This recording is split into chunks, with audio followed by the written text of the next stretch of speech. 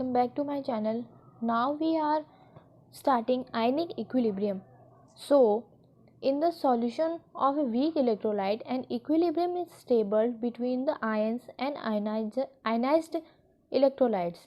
Such equilibrium is known as ionic equilibrium. So, we can take an example that AB in reverse reaction gives A plus and B negative ions.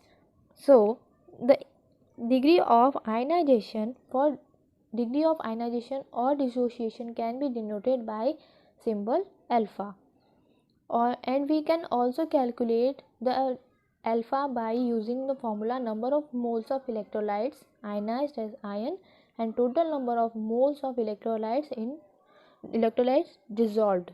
The second formula is amount of electrolyte ionized by the initial amount. Now the electric conductors are also divided into two parts. The main components of equilibrium in solution is the presence of conductor. These substances can conduct electricity. On the basis, substance can be categorized into two classes by Michael Faraday. The first one is non-electrolyte and the second one is electrolyte. So what are non-electrolytes? A solution of substance like urea, glucose, etc. does not contain any ion, hence it is a bad conductor of electricity. Now, the second one is electrolytes. The substance dissolved into ions which when dissolved in water are called electrolytes, depending upon the extent of ionization. So further, these electrolytes are also divided into two categories. The first one is the strong electrolyte and the second one is the weak electrolyte. So what are the strong electrolytes? They are dissolved largely or almost completely, means they are dissolved 100% in any solution and the solution becomes very good conductor of electricity.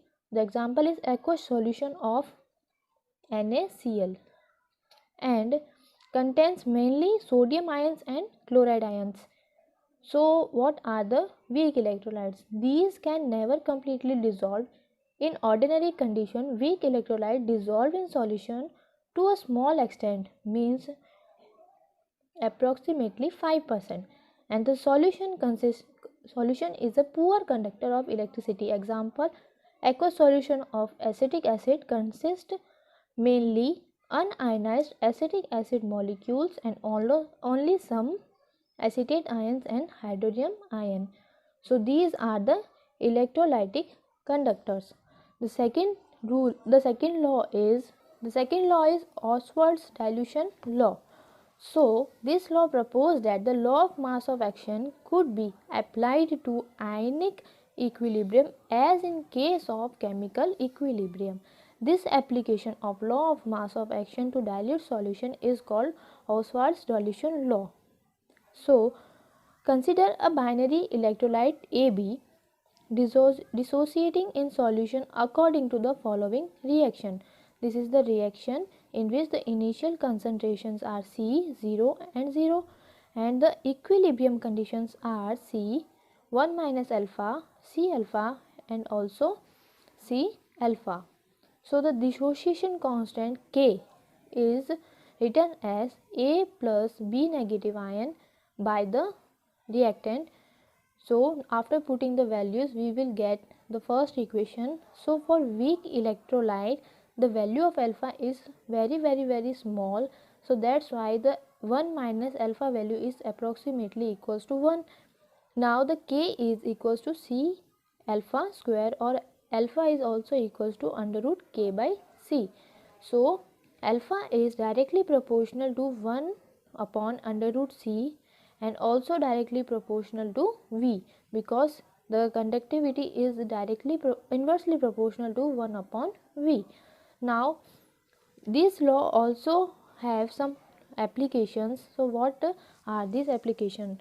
The Ostwald's dilution law is used to calculate the value of dissociation constant K of weak acids and weak base by determining the degree of dissociation alpha from the conductance measurement. It is lambda V by lambda infinity can any concentration. The second application is this is used to calculate the degree of dissociation alpha of weak acids and base by knowing the value of K. So weak acid put A plus equals to H plus and the K is equals to Ka. Similarly for weak bases, B negative is equals to OH negatives. So every law has some limitations also.